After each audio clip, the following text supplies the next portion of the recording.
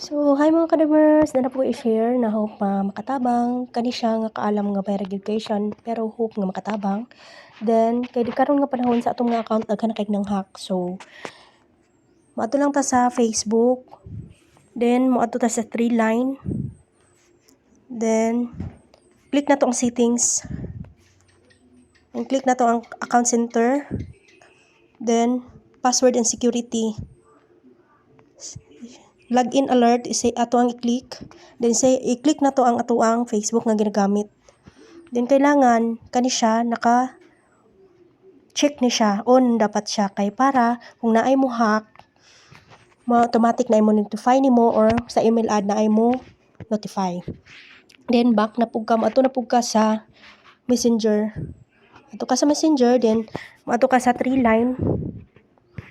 Then settings. Then sa baba, na nakabutang privacy and safety.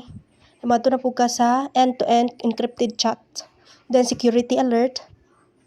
Then manage security alert. So kani kung naka-off ni siya kailangan i-turn on nato kay para kung naay mo attempt og hack sa atong account, makabaluta kay naa may mo notify nga notification sa ato ang account. So kay karong panahon na kailangan igmat na gyud ta kay daghan kaig nagmulo tungod sa daghan kayong na hack ang mga account. So hope nakatabang, mao lang to. Bye.